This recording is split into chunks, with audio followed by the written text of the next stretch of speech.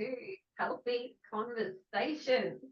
I'm excited. I've got one of my dear friends with me today, Penny. Penny actually has established a company called the Lightflower.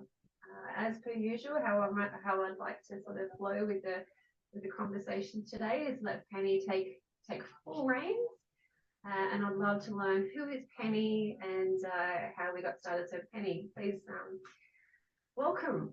I'm so blessed to have you. Let's learn a bit about who Penny is. Oh, thank you. Well, I feel blessed and grateful to be here, and thank you for having me, Sarah. Who is Penny? Penny is a bit of a wild child. I grew up down in the oceans in Brisbane, and I had a lovely life, a lovely childhood, a lovely family, and as I grew into a teenager, as we all do, there's a bit of adversity, and I found crystals, and I found astrology, and I guess some of those things really helped me earlier in my journey, traveling and just self-discovery and learning about pagan ways and all the beautiful mysteries and mythology of the world. And I think that just enriched who I have become today. So today I am a mother of one beautiful daughter. I am married. I have a lovely husband, a supportive family, and I'm also a registered nurse. And about 3 years ago now,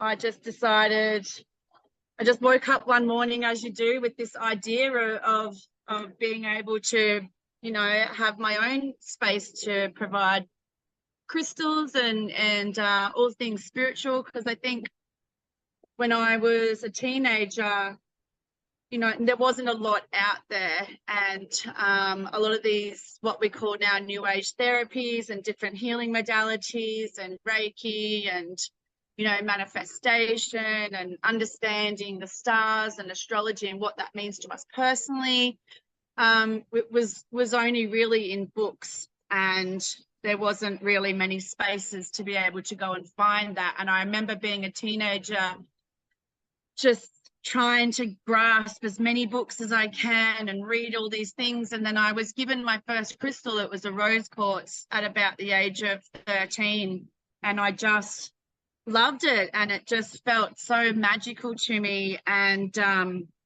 my whole home ever since that day has just been filled with crystals, and I think they're just Mother Nature's jewels, and they're just full of magic and energy, and so much healing can be found and transmuted through crystal knowledge.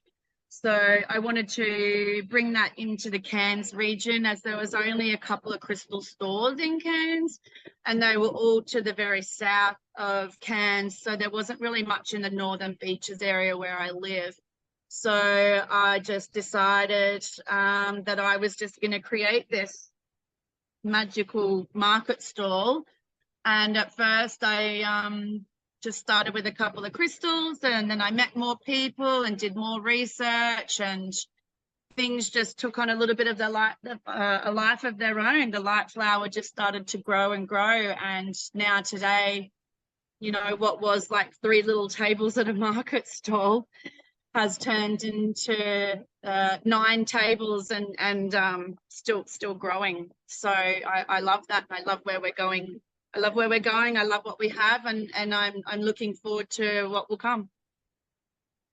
Well, and you don't actually work just with crystals. There are some other modalities that you're utilizing, like sound, and what else? Tell us about some of these other services that you work with. So I decided to go back to some of my teenage roots, if you could call it roots from being a teenager, and using tarot cards and oracle cards. And I really just felt like that, you know, there's something in me that I just can hear from spirit and or source from the other side.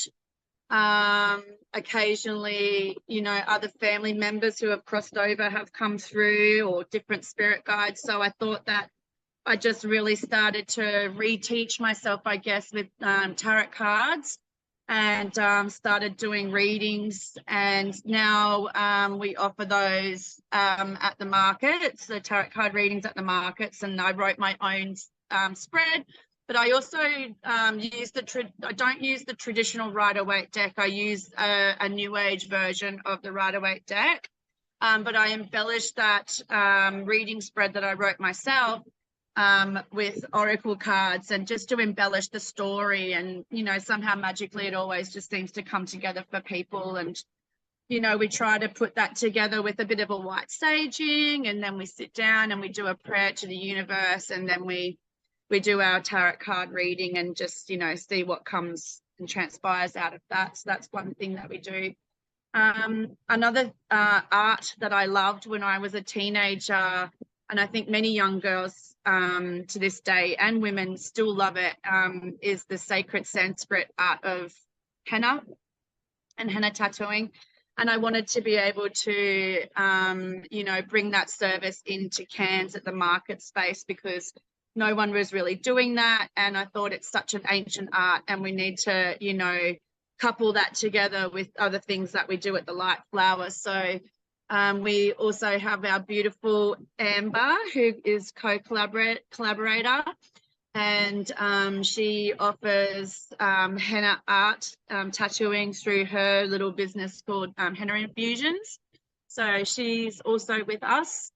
And another thing that I've just grown to love now is putting together some spiritual awakening boxes. So these boxes have a little bit of everything. They have a little bit of oracle card, a little bit of crystal, a little bit of incense, and they're put together to help people who might be coming out on their, you know, spiritual awakening journey, or starting to get inquisitive into this aspect of life. And this is just a little sort of gift box set that has a little bit of everything to sort of get your taste buds going and your senses going. So we also have those. Another thing we have, which I've sort of founded on a bit of a melting pot of paganism, you know, the new age concept of manifestation, and a bit of self-care, is our ritual boxes. And they're put together, for instance, like the protection ritual kit gives you some incense, a crystal bracelet, a bit of a ritual ceremony that you can practice for yourself. And all of that's written and comes in this beautiful little tree of life wooden box.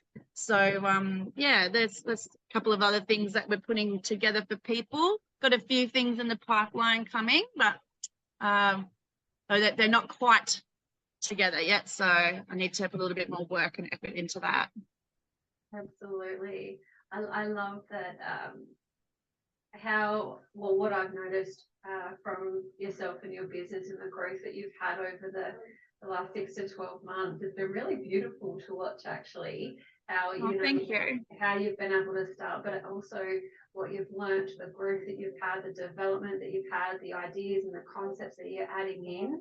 You know, and it's like that life cycle of the Lightflower, like the flower and its growth, I guess. It's sort of very resemblant to almost healthy hub in a way, with that little through the seed. mud and to the light. Yes, yes, absolutely. So and I think beautiful like a lot of that stuff comes from just the people that are coming into the Lightflower. You know, we're finding that we're getting a lot of people who are starting on their journey. And, you know, that's really resonant for me. From when I was a teenager, there wasn't a lot around. So, you know, it's kind of evolving into this space where people are like, okay, so what does this crystal do? Or I feel this way, you know, what is good for that? Or what's a chakra? I mean, I'm still amazed in this new age, you know, community with so much accessibility to information, and particularly through the internet, that people are still only just now learning about what a chakra is, or what the chakra system is, and how they can use that for their own self-benefit and self-healing. So I've gone about to try and put some resources together that are a little bit simplified for people, because, you know, people need information as they can take it, right? So, you know, we've been putting things together that has sort of become a little bit of a spiritual education pack, really, and helping the young and helping the young emerging women who are rising into this, you know, divine feminine culture. We're helping them have a little bit of piece of the puzzle so that they can grow and learn as well, which is just, that is so rewarding. I love that. And I love that you're so receptive to the questions, and you're interested in your customers, you're interested in the conversations, and it's from excuse me, it's from those conversations that you're having that you're able to learn, develop, and grow the business into, well, actually, this is something that's quite important. This is something that I need to offer within my business as well. So absolutely, having a quality source of information for people who are emerging on this journey, you know, it is vital, because you don't know how much you could impact that person and that person's day, that person's life, that person's journey. You know, you might only say something simple to that one being, but it might mean the absolute world to them, and that's really important.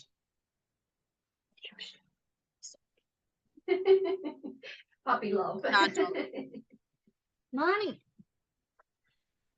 The benefits of living in FNQ outdoor lifestyle. Yeah.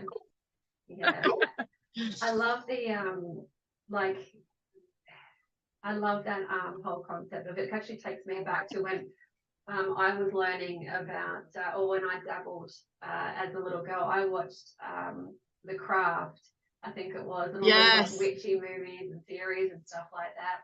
When I was a lot younger, I dabbled in working for a trinket store that actually had crystals and incense and did all this stuff. And I just remember being obsessed with it.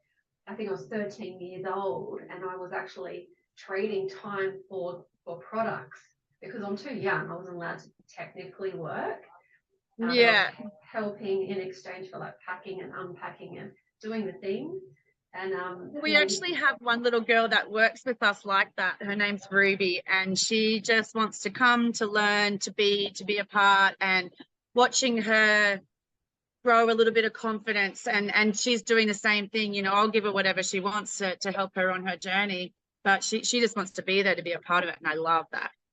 Absolutely. And it's sort of like, you don't realize, like, even from that's probably a conversation for another day, the vibrational differences and how crystals can have an impact in our world in some way, shape, or form. You know, some people have that belief, some people don't, but regardless, there's so much importance, I think, to even look. I've been into crystal shops and I'm like, I have to have that one, and I have no idea, but then reading what the card actually says, to that meaning of that particular crystal, and then going, holy cow, oh my god, it's exactly what I needed at the right time. Absolutely. I'm like, how does that even work? Like, it doesn't work. It's just, I guess it's just the law of attraction, you know, and crystals do have an energy, a resonance, a vibration. You know, if you hold a crystal and you hit something like a tuning fork on it, they will have a duality of their own resonance until they come into an alignment, you know.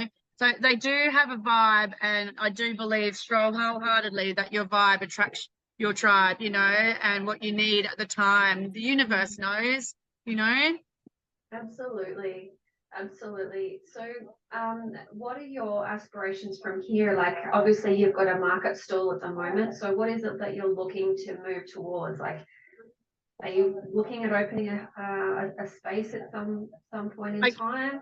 Oh, look, I think the ultimate goal down the 5-year track, because everyone likes to talk in 5 years, right? The ultimate goal in 5 years' time would be to have a retail front and then a space in the back where we could focus on doing women's circles. Because, you know, after I started the Lightflower, and then I started doing tarot card readings, and then I started talking to people where they were on their journey or healing, or, you know, being a bit more trauma informed and stuff. And especially being a nurse and having done you know, I look after people on their worst day of their life sometimes, and through tragedy and joy, as a nurse, I am there, and I often take crystals to work with me, not just for myself, but for my patients as well. And I see the transverse that there is in mental health, emotions, and healing, and then using crystals and these, you know, these tactile modalities, right? Because you hold a crystal,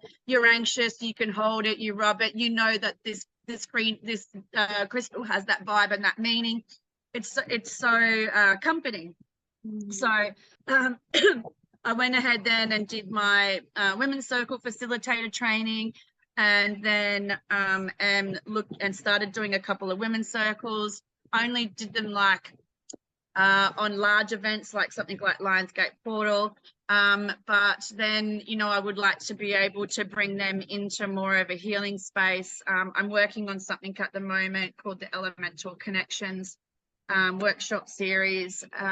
So I'm slowly gathering all of that together, but I would ultimately love to continue to grow the Lightflower. Maybe one day have, you know, a collaborated holistic space with someone else where, you know, we can incorporate sound healing, you know, doing sound bath meditations, doing some personal growth and spiritual growth workshops and stuff. And I would really love to see the growth of those, you know, the use of those crystals into those women's circles. The other thing that I really would love to grow is the crystal manifestation grid kits, which is something we only just did at the end of the last year. But I have this beautiful gentleman who I found in the Tablelands, Far North Queensland, the Tablelands up here. And he has been a fossicker for the last 65 to nearly 70 years of his life. He's in his 80s now. And he is just passing on so much wisdom, but he's also allowing me to purchase from him all of his raw crystals, and all of these crystals are local to Australia. They have been fossicked, you know, in a non-factory production sort of manner. I don't know how to sort of say that in another way. And so all of his pieces are unique. And, you know, they're just divine because they're Australian. You know, we're not importing from India and Madagascar and Africa and Brazil, which is where a lot of crystals do come from, that you find in the mainstream market, and then they've been tumbled through China. This is all been done here in Australia, in Cairns, local to our own region. And I love that. I could not be more passionate about that. And he's been teaching me how to facet and cut and polish and prepare the crystals when from they've come out of the ground, which I just love. And, you know, we can do so much more creative stuff with these crystals because they're raw. And I think people are really loving the fact that we have raw, right? It's not been through a factory, it's not been through machinery, etc. It's from the earth, it's been washed and prepared, and here it is for you.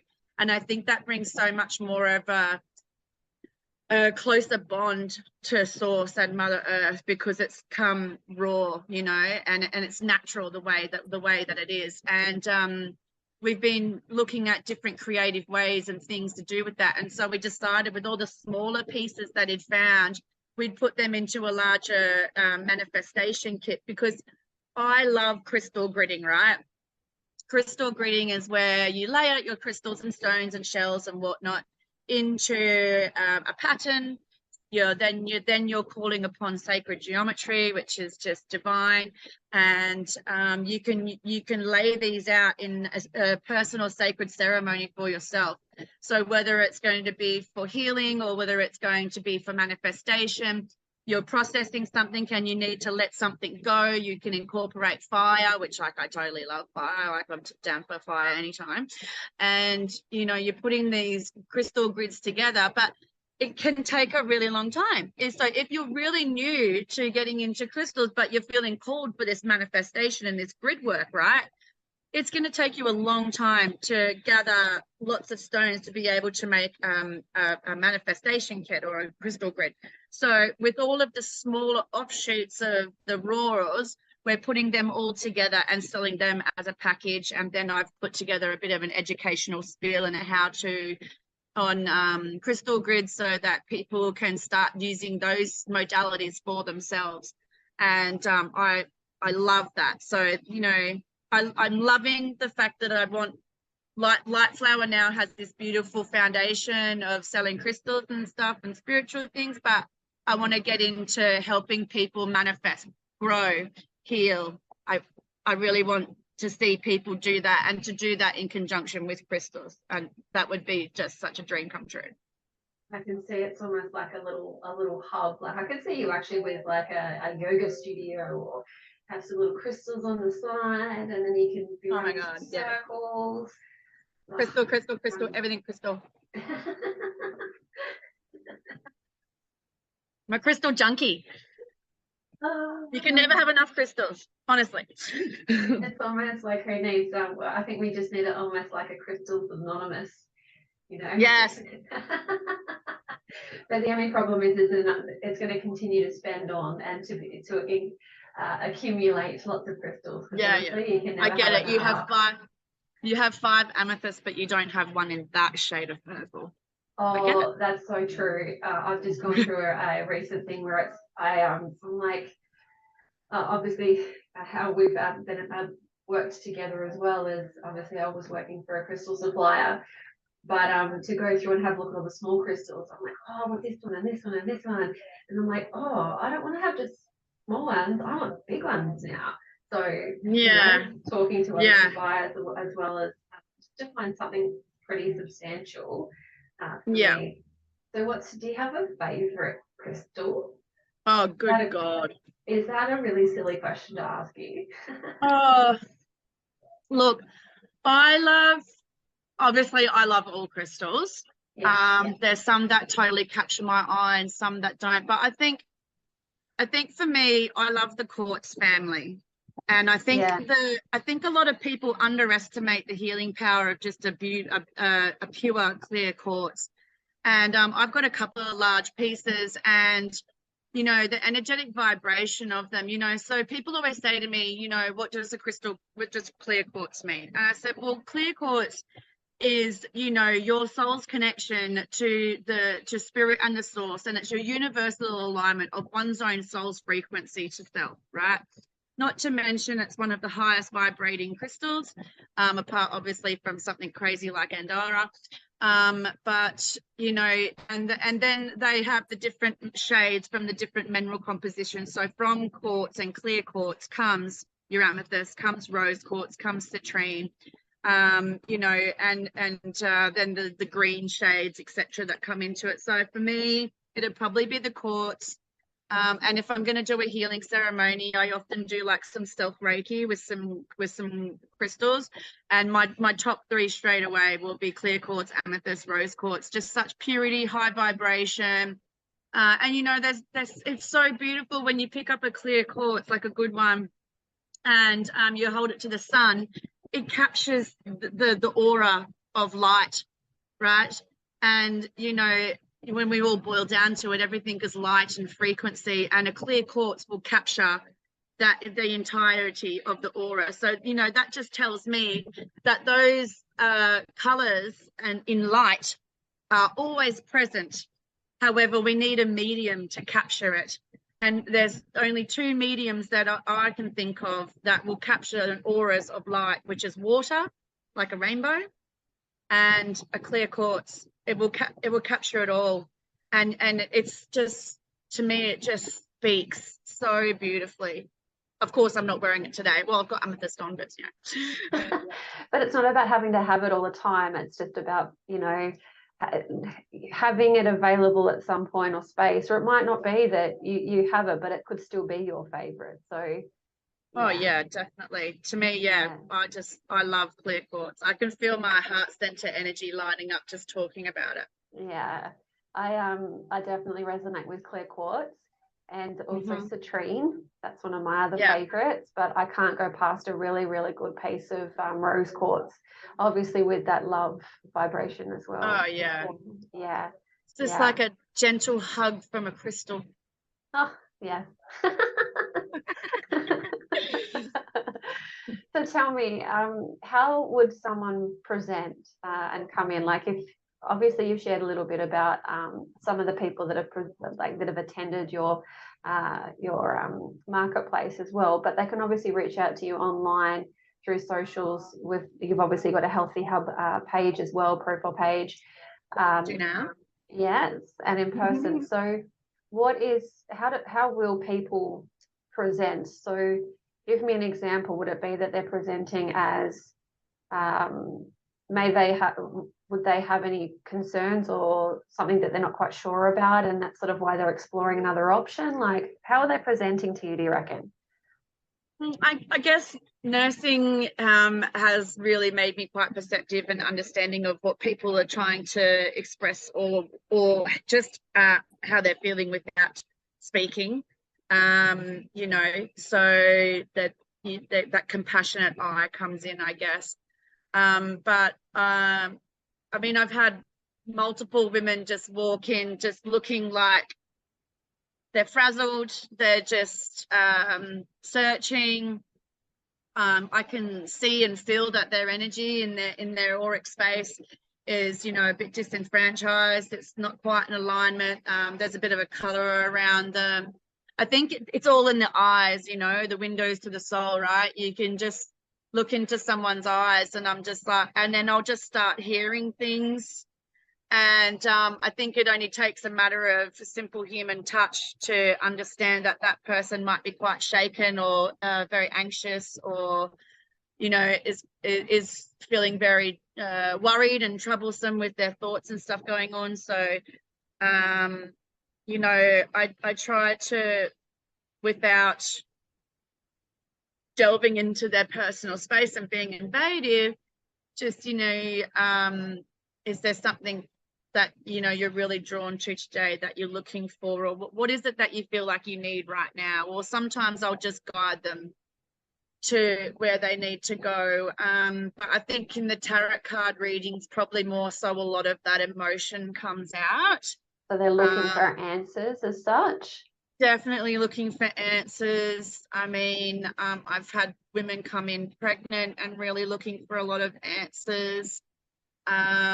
You know, but then some people also like to play the card of, like, you know, is she going to be on the money or not, sort of thing. And that's sort of, you know, got to try and, I don't know, ease the comfort, bring that comfort factor in, and then maybe have a talk to them. Sometimes, I guess, you know, really sometimes some of it really works out. It feels like counseling a little bit, you know, because you got to kind of work it out, and what their puzzle piece is, and what they might need, and then try and put those two together, or give them different levels of option. Look, you can have the stone.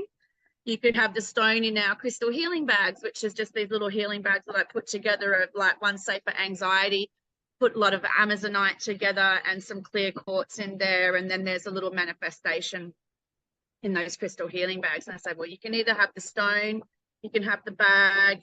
Would you like to think about more of a ritual or something more of a box set, or would you like to have a tarot card reading, a little bit more of a talk? I just try to give people options when they just present in that, you know, stressed or anxious manner. And I always leave them with a hug. You got to give them a hug, you know, and wish them well on their way. Or, you know, you see people are really sad, sometimes I just grab a bit of rose quartz and like, stick this in your bra. You know, I think, yeah, people, and then some people because come in and go, right, I want shungite, I want this, I want that, I want that. Okay, here it is. You know. So I guess that there's lots of people that obviously have got an experience with crystals, that know what they're about and they know what they're doing, and that you can, you know, support them with those needs. But then there's other people that maybe just find themselves, oh, you work with crystals. This is kind of cool. I haven't been into a crystal place before. And so there's an intuitive direction into your little space that you have, or not so little space that you have. And then from there, it might be that it's about, you will work with the client to be able to go, okay, how are you? And to sort of narrow it down as to what they may or may not, subconsciously, they might not even know why they're there. They might just rock up and go, I don't even know why I'm here, but I'm here. Absolutely. And I think, you know, nursing has really provided me and served me very well with the foundation of, you know, learning how to understand humanity and to provide them with a safe space, right? Because, you know, if you feel safe and you feel like you're in a safe space, you're going to open up a little bit more, you know. And so we might be a very busy market stall, but if I can see someone is coming in that way, I'll always try and gravitate towards them gently and just be like, you know, let me know if you want something, let me know if you're here, or, you know. And I think, you know, when people are in a vulnerable space, it's imperative to provide them with a sense of comfort that's not judgmental, but is also not invasive to them, because they're already vulnerable. We don't need to be pushing sales and marketing on them, you know. It needs to be their terms, their choice, their life, their way, you know. And if they just want to look and be in that space and go, oh, okay, well, maybe, you know, this is something that I can do, or I can't afford, or, you know, whatever, then say, well, we're here when you're ready, you know, when you're ready. It has to be for them. Absolutely. And I love that about what you do and how you provide, because it's about the customer's experience, you know. And I use customer, it's so clinical, I guess, for you, because they're your family, really. You know, everyone that comes in is just an extended part of the Lightflower, and you know, an ever expanding family that comes in. Yeah, we have lots of people come back and see us, and you know, the best thing is that we're not going to be the same thing all the time.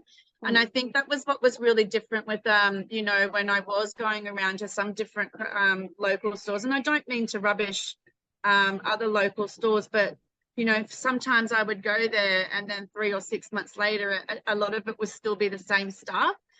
So I really like to have a momentum and be responsive to what people are asking for. You know, I had a lady come in, you know, a while ago. She's like, I want elite shungite, not normal shungite. Right, consider it done. We'll get it next market.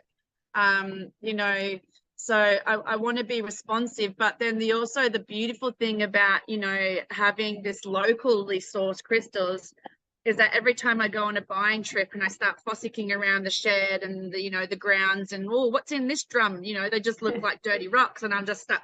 Hey, what's in here? Like, let's pull that out. Let's wash that up. You know, so we're always finding different things and we're bringing different things. So I think, you know, the Lightflower has that momentum, because we are constantly evolving and changing, and no two markets are ever going to be the same. We'll always try and have something different. The other thing that I've just had drop in was, you know your customers really well, so you also know what the average the spend is. Like, what would be the average spend that most of your clients will have when they're with you? Oh, about 30 to 50. So do you get larger pieces in, or is that something that you kind of... I'm conscientious and reserved in getting larger pieces. I mean, I certainly can. I could show you a large piece that I just got the other day.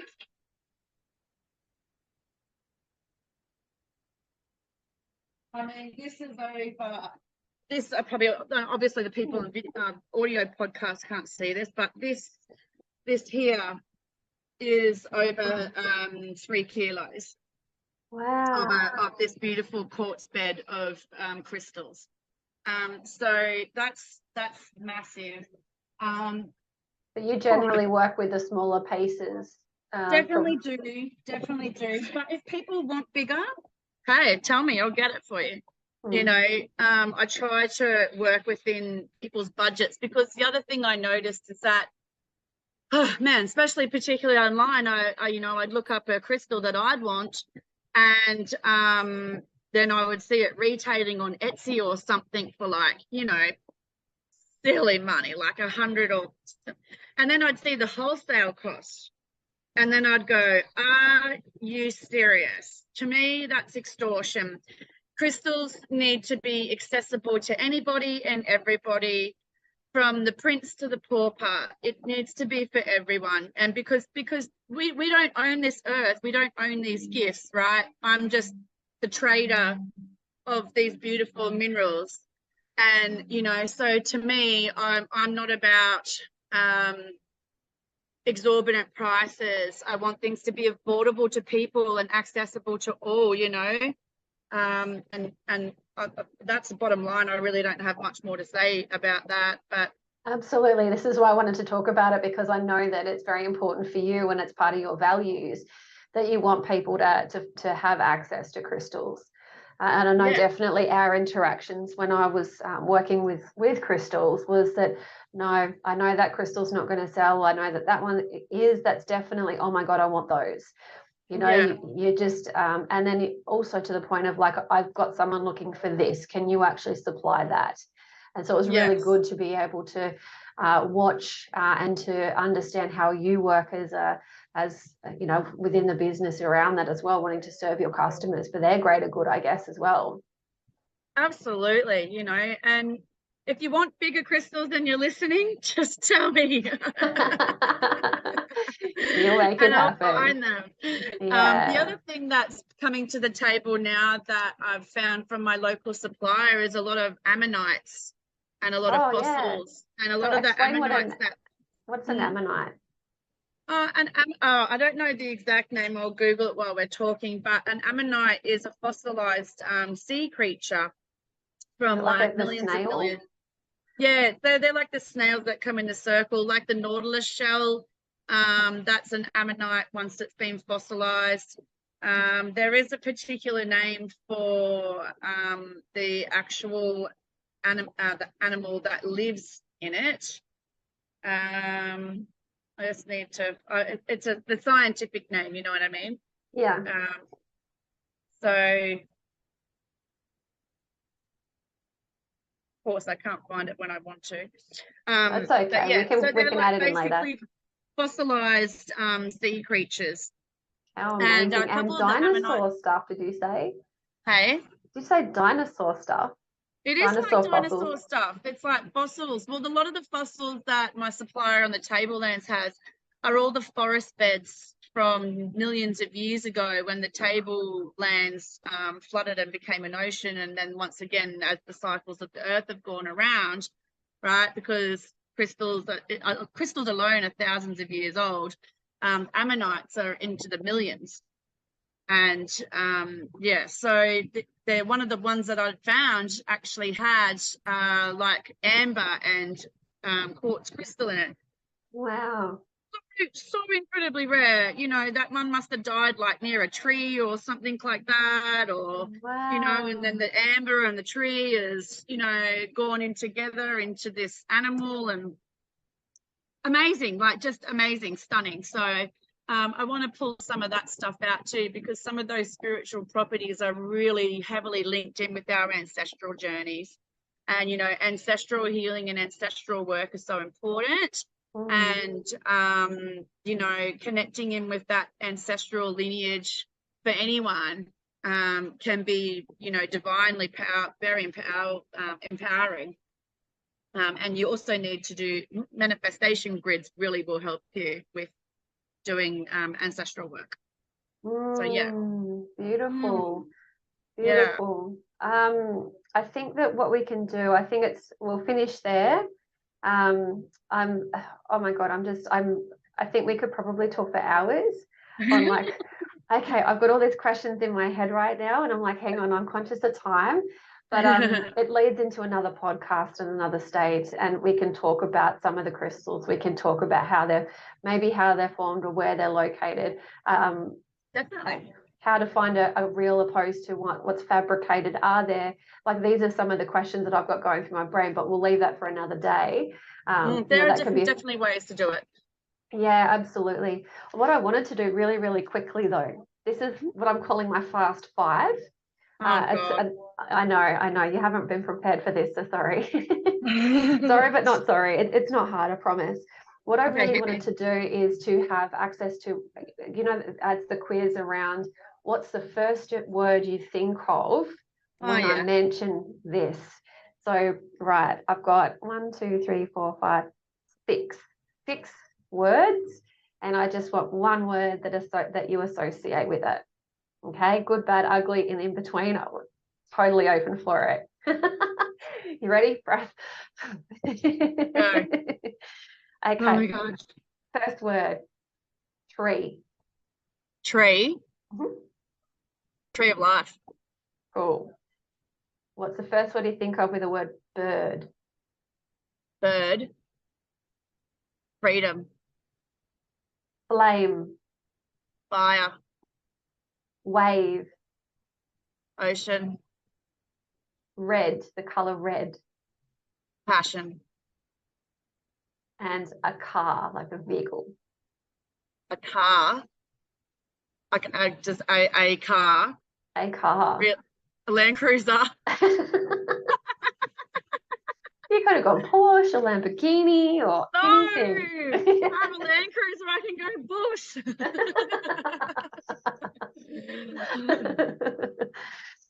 Yeah, thank you. Yeah, it's just something that's a little it's easy, it's quick, and we get to delve into the brain of Penny and Oh her. gosh.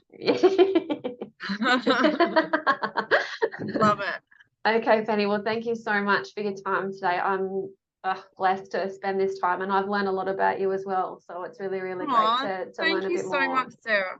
Yeah. I love spending time talking about crystals. Yes, and we can obviously catch Penny on Facebook and also Instagram, and also Healthy Hub platform as well. So we'll add those links in a little bit later to all the appropriate content. So be sure to check out Penny, the Lightflower. And if you're at Cairns, and what's the market? The Holloway's Beach Markets, Mhm. but we just need to see what happens with the floods, obviously. Oh, yeah. But we'll work on that. So yeah, thank you for having me. And as above, so below. Namaste. Namaste.